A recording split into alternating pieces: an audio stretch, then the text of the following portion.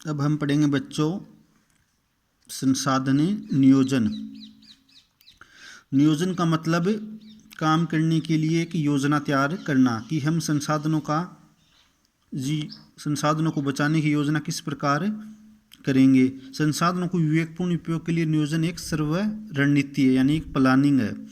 इसलिए भारत जैसे देश में जहाँ संसाधनों की उपलब्धता बहुत अधिक विविधता है, और ये विविधता का मतलब अलग अलग, क्योंकि भारत एक बहुत बड़ा देश है, बहुत प्रकार के यहाँ पर संसाधन तो भारत में पाए जाते हैं, लेकिन उनका दोहन नहीं होता है क्योंकि हमारे पास इतनी सुविधाएं उपलब्ध नहीं है, हमारे पास इतनी मशीनरी नहीं है जो विकसित देशों के पास है, इसलिए उनका दोहन बहुत कम किया जाता है। यहाँ ऐसा प्रदेश है जहाँ एक तरह के संसाधनों की प्रचुरता है परंतु दूसरी तरफ संसाधनों की कमी है।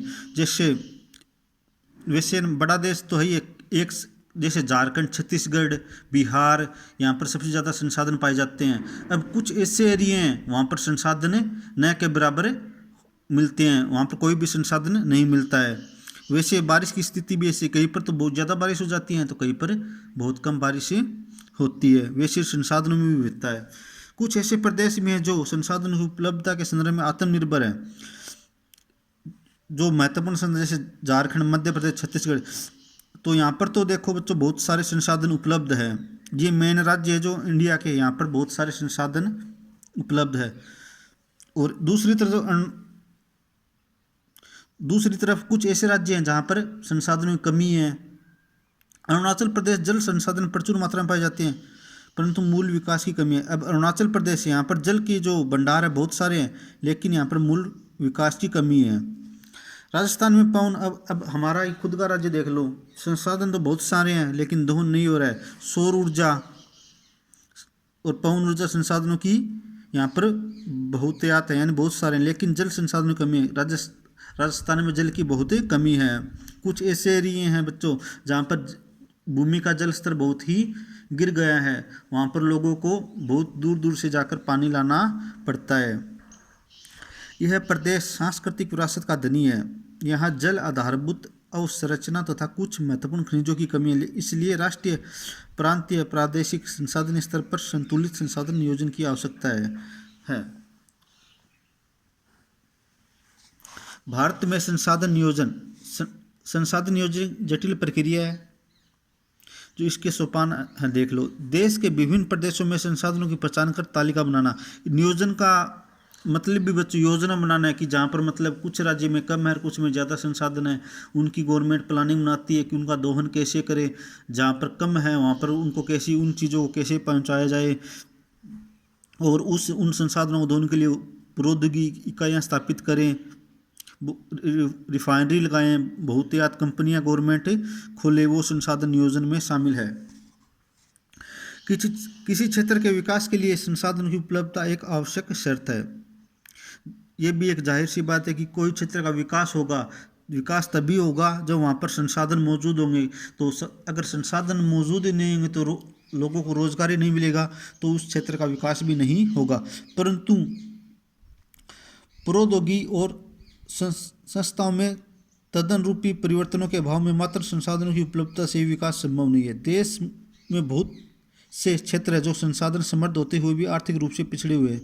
अब कुछ ऐसे एरिया हैं जहाँ पर संसाधन तो मौजूद है लेकिन वो फिर भी पिछड़े हुए हैं। इसका कारण ये है कि वहाँ पर उनका दोहन सही ढंग से नहीं हो पा रहा है। वहाँ पर जो जानकार लोग होते हैं, रिफाइनरी मशीनरी होती है, वहाँ पर आसानी से नहीं लगाई जा सकती हैं क्योंकि उनमें खर्चा बहुत ही आता है। उपनिवेशन का एक इतिहास हमें बताता है कि उपनिवेश में संसाधन संपन्न प्रदेश विदेशी आक्रमणकारियों के लिए मुख्य आकर्षक रहे। उपनिवेशकारी देशों में बेहतर प्रौद्योगिकी के सारे उपनिवेशों के संसाधनों का शोषण किया, उन पर अपना आधिपत्य स्थापित किया। अंत संसाधन किसी प्रदेश के विकास में तभी योगदान दे सकते हैं जहां उपयुक्त प्रौद्योगिकी विकास और संस्थागत परिवर्तन किया जाए। तो इसका मतलब यह है कि संसाधन हम यूज तभी ले सकते हैं जब इनका सही ढंग से उन उद्योगों का विकास किया जाए और उनमें परिवर्तन कर नई नई नीतियाँ बनाई जाए। संसाधनों का संरक्षण का मतलब होता है कि हम संसाधनों को कैसे बचाएं। जैसे जल संसाधन है, तो जल को हम कैसे बचाएं, तो सीधी सी बात है कि हम जल को व्यर्थ न बहाएं और जल का सही ढंग से उपयोग करें, तभी हम इसको बचा सकते हैं। संसाधन किसी भी तरह के विकास में महत्वपूर्ण भूमिका निभाते हैं, परंतु संसाधनों का विवेकहीन उपभोग और अति उपभोग के कारण कई सामाजिक, आर्थिक, पर्यावरणीय समस्या पैदा हो गई है। और संसाधनों का हम ज़्यादा उपयोग करेंगे तो पर्यावरण समस्याएं पैदा हो गई हैं। जैसे पेट्रोल संसाधन, डीजल संसाधन है, हम अत्यधिक दोहन कर रहे हैं तो गर्मी ज़्यादा पड़ने लगी है, वातावरण चारों ओर से प्रदूषित नज़र आता है, क्योंकि हम संसाधनों का बहुत ज़्यादा मात्रा में उपयोग कर रहे हैं। हम पेड़ पौधे काट रहे हैं और लगा कम रहे, तो ये प्रकृति के लिए खतरनाक साबित हो रहा है। भूमंडलीकरण की स्थिति इससे पैदा हो रही है। भूतकाल से ही संसाधनों का संरक्षण बहुत से नेताओं और चिंतकों के लिए चिंता का विषय रहा। उदाहरणतः गांधी जी ने संसाधनों के संरक्षण पर अपनी चिंता इस शब्दों में व्यक्त की: हमारे पास हर व्यक्ति की आवश्यकता पूर्ति के लिए बहुत कुछ है, लेकिन किसी के लालच की संतुष्टि के लिए नहीं। अर्थात हमारे पास पेट भरने के लिए बहुत है, लेकिन पेटी भरने के लिए नहीं है। तो गांधी जी ने इस में ये बात बोली कि हमें जितना ही यूज लेना चाहिए, जितनी हमारी कैपेसिटी यानी क्षमता हो, इसके अलावा हमें संसाधनों का उपयोग में नहीं लेना चाहिए। हमें संसाधनों को इकट्ठा नहीं करना चाहिए। अब हम भू संसाधन पढ़ेंगे। भू का मतलब जो मिट्टी, जो जमीन में उत्पन्न संसाधन होते हैं, हम भूमि पर रहते हैं, इस प्रकार अनेक आर्थिक क्रियाकलाप करते हैं। जैसे हम भूमि पर रहते हैं, सारा काम हमारा भूमि पर होता है, खेलना कूदना सोना हम भूमि पर ही करते हैं। भूमि एक महत्वपूर्ण प्राकृतिक संसाधन है। अब भूमि को किसी ने बनाया थोड़ी है, किसी आदमी ने थोड़ी बनाया मिट्टी को, जमीन को, इस धरती को। ये तो प्राकृतिक है, प्रकृति ने में उपहार के तौर पर भूमि प्रदान की है। और प्राकृतिक वनस्पति, वन्य जीवन, मानव जीवन, आर्थिक क्रियाएं, परिवहन, संचार। जैसे परिवहन का मतलब जो यातायात के साधन होते हैं, संचार सुविधाएं होती हैं, भूमि पर ही आधारित है। जैसे टेलीफोन के लाइन जमीन में हम गाड़ते, खंभे पोल रोकते हैं, तो वो भूमि पर ही आधारित है। उपलब्ध भूमि को विभिन्न उद्देश्य के लिए उपयोग सावधानी और योजनाबद्ध तरीके से होना चाहिए।